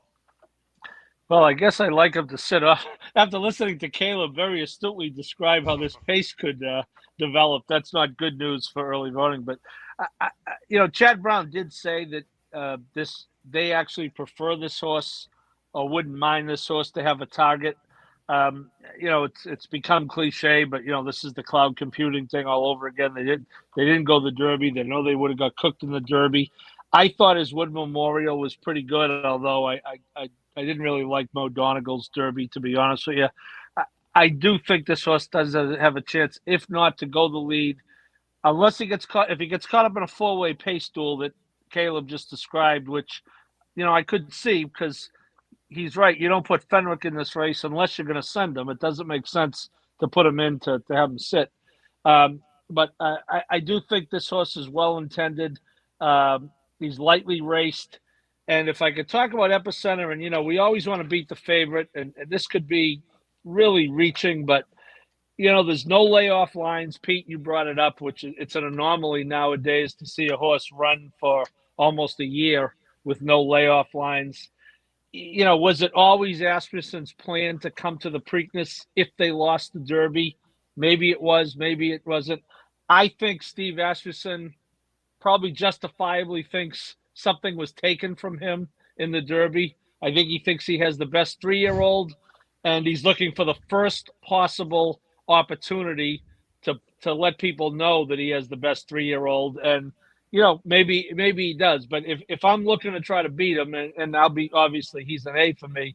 If I'm looking to try to beat him, I'm kind of going with that philosophy that maybe he could be a little over the top. Maybe it wasn't the plan all along, unless they won the Derby. And Ashes is just kind of pissed off he got beat by a 80-1 shot like the rest of us are. So that's my theory there. Caleb, what's your opinion on early voting? I know you talked about the pace, but can he sit off in your opinion? And if he can't, is he good enough to wire the field, taking some pace pressure? Click on the dam here for early voting. If you look at the Tisnow dam, okay, and if you look too deep, go to the family tree. Yep. The family tree, you're going to see Silken Cat. That's Speightstown's mom. So this is such a speed-laden line. And I don't necessarily, when you've been running off, in his mind, he's a natural born leader. So look, if you're in the race and you got a horse that's been open up 4 and 6, I wouldn't try to change it on the fly. So I just think that with that type of speed and that pedigree, you can't stick away from what got you there. And in the Withers, in the turn, I thought he was going to win by like 15 in the Withers. And, maybe he was wrapped up or maybe he was getting a tiny bit tired, but his 7 to 1 mile type speed, nobody can even run with him anywhere close in New York. Actually, that was a very fast pace, Caleb. So I actually liked the Withers. I'll just give my opinion quick, and then Caleb, I'll let you have a final thought, and we'll let you go, and then we'll talk about our pick 5 tickets after Caleb has left the show, because I've already kept Caleb on. We love talking about horse racing, though, right, Caleb? You could probably do it no for doubt. hours. Absolutely. So thanks for coming on tonight. I don't know if you saw the works, Caleb, at Belmont, but I did happen to see, not in person, of course, but I did see a tape. It looks to me, and Paul, maybe you can speak to this more, since I know you follow, Pete does too, but I know you're very in tune to New York, Paul. It looks like to me Chad is trying to slow him a little bit down early, get him in behind horses, because his works, he really accelerated at the end of his work, and he galloped out really well. And remember, guys, this is a horse that only made his 3rd lifetime start, off a 2-month layoff and almost beat Mo Donegal, who a lot of people thought was going to win the Derby. I have a feeling, Caleb, and I don't know exactly. Here's my gut feeling. I think early voting is going to go, but I don't think he's going to send. I think Jose is going to look to his right and see what Armagnac does. I believe, at least I hope, that they're going to let Armagnac go. Epicenter will be right on Armagnac's flank. And I think early voting sits that perfect pocket trip. And then when Epicenter makes his move on the turn, early voting just tips out the way that we just saw Secret Oath tip out. And then it's a horse race. And the other thing I just want to say is I'm completely against these horses that are coming back in 2 weeks, especially the number 2 Creative Minister. I know some people like him and they say, well, Caleb, look, he's improving every start. To come back off of 2 weeks and expect this horse to move up again, to me, is very unlikely. I don't think Simplification is going to move up. I don't think Creative Minister is going to move up. Secret Oath, I just have a hard time, Caleb, that she's going to move up. I fully respect your opinion, but I'm against her on Saturday. I think early voting, to me, is the one that can really step up in the buyer number. And I agree with Paul. Epicenter is the horse to beat. I don't know. Like, is he going to run another 100 buyer? I just, Skippy Longstocking, I think, is not impossible to get in the mix. Caleb, I'll let you have the final thought before you leave us. Obviously, you think Secret Oath. She's going to have to step up, though, right? I don't think she can run that 94 or 95 and win. She's going to have to run maybe closer to 100. I'm assuming you think she can do that Saturday. I really think she can. And when they gave out the early Thorograph numbers going into like pool 3, kind of into the last round, she had the 2 lowest Thorograph numbers. She had a couple 1s, and everybody else, all the boys, were kind of stuck at 2. So she had numbers that already were competitive to maybe be a threat in the Kentucky Derby. And I just love Saez with the weight break and the fact that she's going to time this move well. 2 more prices to hit before we go. Go to the 9 here real quick and Skippy Longstocking. Yep. Now, the 9's got a long body of work, but if you look at the Wood Memorial, like start that video just a little bit. Yeah. Early voting, we got Mo Donegal. Where do you want me to? I watched the replay. Where do you want me to hit it? Okay, so let's just watch early, and you'll see that. Let's compare the 6 to the 1. Sorry the about that. The 6 is always way wider than Mo Donegal the whole way around. Mo Donegal had his left side scraping the rail the whole time, and as they go down the backside in the middle, so it was a little bit less than 4 lengths, but Skippy Longstocking had to have lost at least 1 or 2 lengths on ground loss. So now you're saying all the way on the outside right now. All the way on the outside. Yeah. And still makes a nice move. And then when they come into the stretch, still was grinding out there in the middle when everybody wanted to be at the rail. Your top 2 finishers are on the inside. Look at this one now peeling to the outside. So, I mean, this is probably a length and a half, 2 lengths of ground loss. So that being said, now you're looking at a horse that was, a length and a half or 2 lengths behind Mo Donegal and early voting here in this lineup. So I am predicting the fast pace, and this is one of those horses that could be the benefit from that. So I thought this was a decent little third, especially when you compare to the ground loss of Mo Donegal. And then let's go back to the 2 real quick in Creative Minister. Okay. I know, Howard, you've got some reasons to play against, which could be Sage, but I do want to say that when the 2 debuted, I was at Gulfstream Park for the Fountain of Youth. And this horse was working A- and outworking Rattle and Roll, who was a Grade 1 winner at the time. So he gets left, and plus they don't really bet McPeak in these maiden special weights at Gulfstream. It's either Pleasure or Safi. And the horse came rolling, just missed. And you could kind of tell in this race that I didn't think that the kickback wasn't a problem to him. He gets almost out of the screen. So this is a lot to ask. And for him to come up and nearly get this win after the works, you knew he was a real horse. He is out of the screen. He's the 7. And by the way, Caleb, he was 15-1 morning line that day. And I watched the works at XBTV and laughed my ass off because I saw he was outworking Rattle and Roll. And I told this friend, dude, this horse is no way near going to be 15-1. He might even be favorite. And sure enough, you see, makes this big run. He's a nice horse. Don't get me wrong, Caleb. I just think this is too much too soon. But I think he's a very nice horse. One final thing here is he's going to make up the ground for second. The race on Derby Day, Andy Beyer came on and said that the raw number for race 4 was higher than his speed figure for the Kentucky Derby. Now, obviously, they adjusted that down, which they do. They put in, the human element to it, and they brought it down to a 92. But his last 2 wins, Creative Minister, they haven't asked him in the stretch. So I do think that it's a tough ask. But the thing about the 2 weeks, everybody's off a 2 week. turnaround. Secret Oath and Not early voting. Armagnac and the Not Dirty early. Horses. Not early voting. I'm sorry, I didn't mean to interrupt you, but no, you're right. A lot of them are coming off in 2 weeks. No, I What? And think he it's gonna didn't be have fast any. paced, Oh, boys. sorry, Caleb. I was going to say, and he didn't have to contend with 20 horses as well. So yeah, his job wasn't as difficult. He got a pretty nice trip. So he didn't have to work as hard as maybe Epicenter did, even Simplification coming from as far back as he did. Caleb, last question, then I'm gonna let you go. And thanks again, by the way. Caleb Keller has been awesome. We have almost 200 people watching live on YouTube, Caleb, and I guarantee there's probably close to 1,000 people watching on Twitter. So the crowd tonight has been fantastic, all because Caleb Keller, of course, is here. So Caleb, thanks for joining us tonight. Unless you have insight to McPeak, and I know you know the Kentucky circuit well, do you think Creative Minister would be here if it were not for such a quote-unquote weak field? In other words, if this was a stronger field in your mind or opinion or, factually, do you think McPeak would have sent Creative Minister here? Because I think that's an interesting question that does need to be answered if you like Creative Minister, don't you think? I think Kenny told everybody they were going to the Preakness about the 8th pole of that allowance win. I think that he had it in his. I think he had it in his mind that it was a possibility with Rattle and Roll not moving forward, and Dash Attack and Smile Happy. It's been a great run for McPeak, but his 3 precocious 2-year-olds somewhat flattened out, and now maybe this is the new guy for the barn to the scene.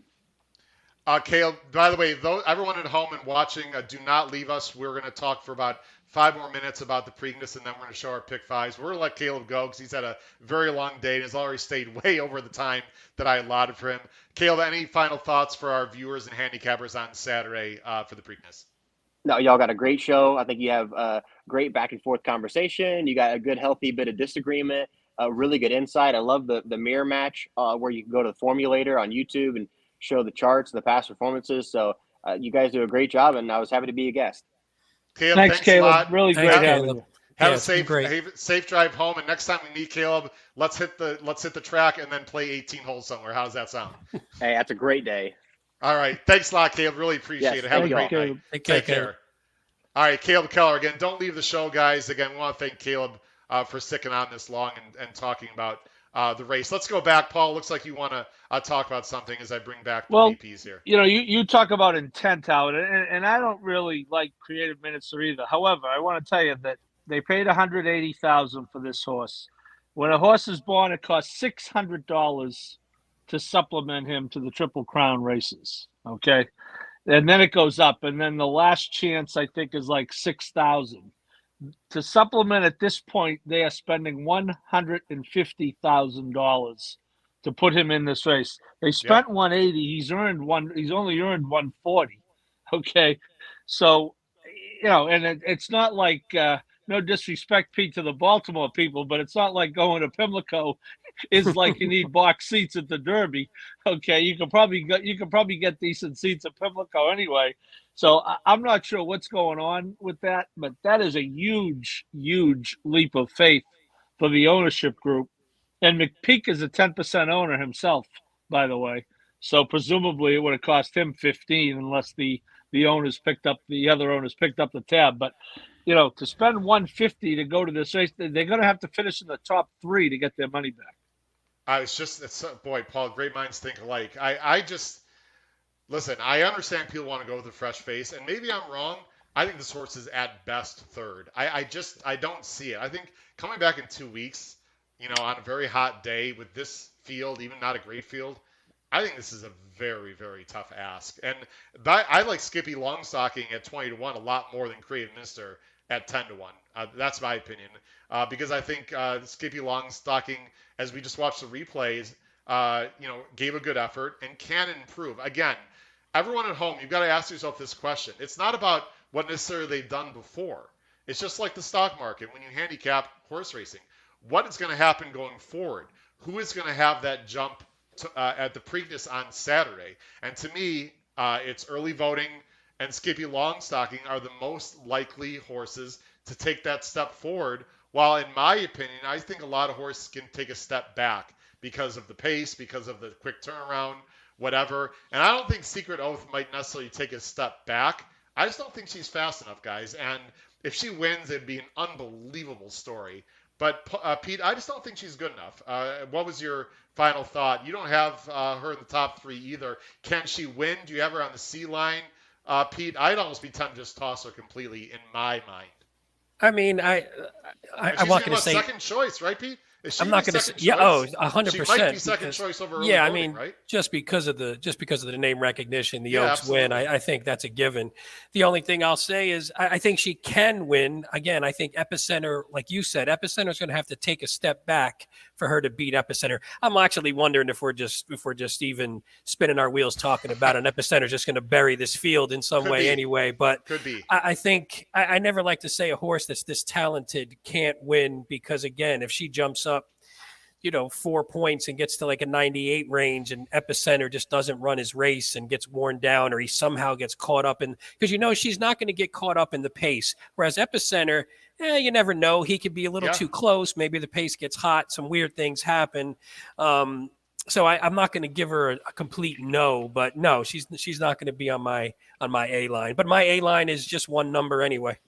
I really, and I'm going with early voting, guys. I like him a lot. I think I might. By the way, people that are listening and watching, please comment in the chat. Who is going to be second choice in this race? I'd love to hear your opinion. Not your second choice, but on the tote board. Is it going to be Secret Oath or is it going to be early voting? I'm fascinated to hear what people believe watching the show tonight on who you believe will be second choice in this race, because I think it's actually going to be a Secret Oath, and I think I'm going to get 3.5, because people see Armagnac, Paul, and they're like, oh, that's going to hurt early voting. Actually, I think in a way it helps me because I think it's going to help the price, and I really believe early voting is going to sit just off the lead in this race. We'll just have to see. Guys, let's go talk about our pick fives, and I'm going to go last. Hey, wait, Howard, before we do the pick five, real fast for Tom for Tom Espinosa for us. Hey, Tom, in the 14th, the degenerate race, I know Paul handicapped it. Best bet of the day. Best bet of the day. It's not a great price, but it's my best bet of the day. The 3 Quicksand. I don't even know how to pronounce it. Quicksand, whatever you want to pronounce it. Best bet of the day. Take it to the bank, Tom. That's for you. There you go, Tom. There you go, Tom Espinosa. Quicksand, whatever that is. Hey, Pete, you just saved me 13 seconds of my life that I would have taken to handicap that race. I actually handicapped it all the way through. I didn't even know what the hell I was looking at half the time, but I actually went through because I knew Tom would be looking for something there. All right, Pete, just because you brought up the degenerate special, I'm going to let you go first. Again, please stay with us, folks. We're going to be on for about another 10 minutes here. Let's talk about ticket construction, because I think it's fascinating, mainly because Pete and Paul, and all you viewers and listeners out there, a lot of people are going to be singling Epicenter. If Epicenter loses, this pick 5 is going to be much bigger, even if it's with the second choice. Pete, read through your ticket and explain your ticket construction of the late pick 5 on Saturday. Sure. So my ticket is first leg 5, 6, 7, 9, second leg 7, 9, 10. Third leg 1, 6, 8, 9. Fourth leg 2, 3, 6, 7, and fifth leg I'm singling Epicenter. But I think so for the sort of caveman ticket to keep it under the number, I went with the single of Epicenter, which is probably what I would do in my top line A, whatever you want to call it, highest denomination ticket. I think I'll single Epicenter, but I don't think I'm going to go out and just be happy just having him. I'm going to take a couple horses. I actually like Creative Minister, so I'm going to have him. I'll have early voting because I do think he is the best speed, and I think he took it wire to wire, wouldn't shock me at all. So I'm going to definitely have a ticket with at least those two on it. Those are the only two, maybe Secret Oath if I get, I don't feel like getting beat by her if it is a nice ticket. And again, beating Epicenter with anyone, I think is going to make this pick 5 pay off, especially because like Paul said, that leg 4 wide open. So I think you can get any kind of price there. I think actually like I said, I think at the beginning of the show, I think the first 4 legs are just sort of wide open. So it might be where even 2 Epicenter, if you can just get those top 4 and you can get a couple prices in there, I think it could even pay to Epicenter, maybe not balloons, but at least a decent amount. I want to show everyone very quickly. I've had a bunch of people, Pete and Paul, ask me about a caveman ticket versus an ABC because not everyone's familiar with what I've been talking about. This is my YouTube page, of course. If you look below, everyone, on my YouTube page, I have a section called Betting Strategies. And on the one on the right there, I put a 26-minute video together last year on the ABC method and using a DRF ticket maker. So I highly recommend, if you're not familiar with the ABC method, you take a look at, you watch that video, because I think you learn a lot from it. And basically the difference is in ABC, you're weighing your opinions differently. With a caveman ticket, you're basically weighing each horse the same. So when you're too deep in a caveman ticket, you're basically saying that I think there's an equal chance of them winning, when most handicappers never feel that way about two horses. Paul, your pick 5, sir. Go ahead. Howard, I noticed on your YouTube channel is a picture of you. It looks like you're on TVG. Were you on TVG? We never heard that. We never heard that before. I'll have to go back and look. I'm not sure. I mean, I thought it was Caleb. You looked so good on there. I thought it was Caleb for a second. A nice young guy. Pete, don't you think you should talk about that a little bit? Just a little bit more. That's almost like me and you talking about how we're bringing all the viewers, but we'll move on from that. Go ahead, Paul. Yeah, but who the hell asked these guys? Who the hell asked these guys to be my co-host? I mean, what the hell? Go ahead, Paul. Okay, so Howard, I went 157 with 5710 with 568 with 2356 with 5-8. Again, this is not a sequence I would play a caveman ticket, but my ticket is 108. But I just like to say for the record, my ticket last night was 90, so I had a $10 credit. So I'm still 198 over the 2 days. I'm $2 to the good. Thank you. It's big days. You got the money, spend the extra $8. Okay. Now, Paul, I gotta listen. If you gave me a little crap, I gotta push back. I gotta ask you a question. Little Paulie is sitting in his room when he was a little boy, and mom or dad says, "Go clean your room, Paul." Did you respond, "I don't have to, mommy or daddy, because I cleaned my room the last 4 times before, and so now I've got some credit"? How did that go over in the Halloran household? I was watching racing on TV. I wasn't cleaning the room. Hey, by the way, Paul, I see you have it's weird. You have a 5 in every leg. Yesterday, for some odd reason, it struck me. I had a 6 in every leg, and I was like, I don't even know if I do that before, but hey, we get a 5, 5, 5, 5, and then there you go. And again, I actually had a trim down that I was originally 5 deep in the penultimate leg. I had the 9 in there as well. But I did in a caveman ticket. I definitely want early voting in it. You know, I mean, if I were playing a caveman, I would use epicenter. As I said, I'm not going to play a caveman, but I think that the 3rd and 4th legs especially are the legs to get paid off. Yeah. All right. Now, I know we've had a few viewers leave the show, but I don't know why, because here's your winning pick 5 ticket right here. I'm going 5, 6, 7, 9 with 5, 7, 10 with 1, 5, 6, 8 with 2, 3, 5, 9. Ready? With drop the mic. Early voting single. Bam! Take that, epicenter. Listen, in all reality, I'm going to play an ABC ticket, but the value on early voting that you're going to get is so much higher than epicenter, and I really, really believe early voting is going to take a step forward, and epicenter might take a slight step back. That's what I'm looking at. I'm obviously using epicenter also as an A. I'm using them equally in my ABC, ladies and gentlemen. But if I were to play a caveman ticket, I might just take a chance with early voting. You know, why not? I think he's very good. I think he's very talented. I think you could see Cloud computing all over again for the same connections. I'm fascinated. Guys, before we go ahead and wrap up the show, any final thoughts on the Pick 5 sequence? Pete, I'll let you go first, or just anything in general on the second leg of the Triple Crown. No, just another exciting week, another Triple Crown weekend. It's great having all the listeners, all the viewers share this with us, because these are obviously these are the three weeks of the year where, you know, almost everyone gets a little bit involved, not as much as Derby, but it's just a great time of year, and it's good to be sharing it with you guys and sharing it with all our listeners and all our viewers. Paul?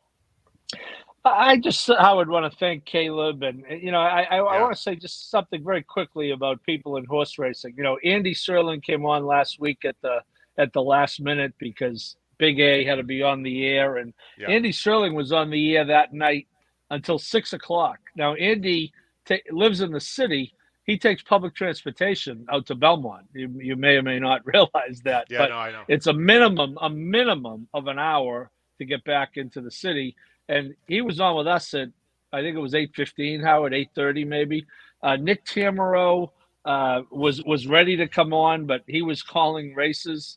The things, and I've found this in my kind of side job with doing interviews, reaching out to people in racing that are big names. Having to call Dallas Stewart for a Travers preview and leaving a message, and called me when the plane landed, before he got off the plane, and reaching out to people. It just doesn't happen in other sports.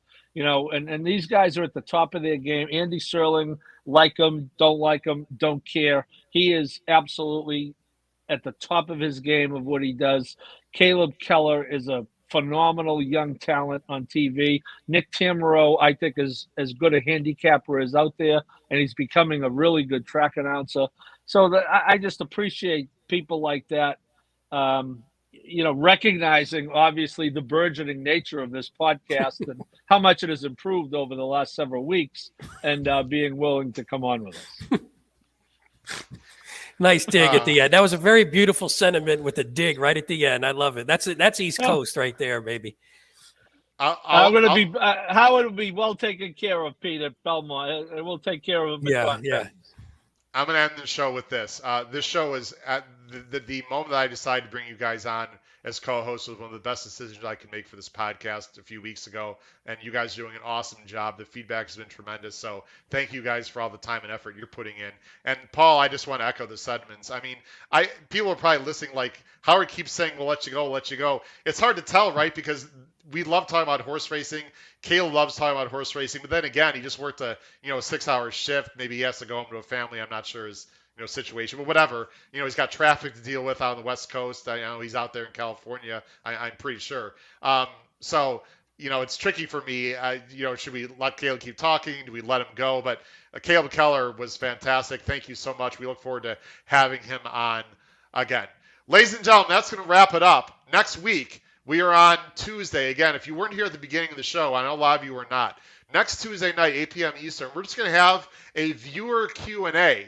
So email me questions or DM me on Twitter. Any questions you have for any one of us. I'm not sure who's going to be on with me on Tuesday, but you can ask us anything about horse racing. And I put this out on email. If you want to ask me some other questions about my life in general, I'm within reason, of course. I'll be happy to talk about myself a little bit as well. So next Tuesday is just purely, let's take a little break on handicapping and just have a Q&A. So please join us next Tuesday. And then a week from today, 8 p.m. Eastern, we're going to have Billy Koch, the racing manager of Little Red Feather Racing out in California, will be our guest next Thursday. Talk about his program and also the late pick 5 next weekend and the stake races they have on Labor Day weekend at Santa Anita. For Pete Visco and Paul Halloran, this has been Howard Kravitz in episode 141 of the HHH Racing Podcast. We wish everyone great success on Preakness Day this Saturday. Stay cool if you're out there. It's going to be hot. Take care, everyone. Have a great night.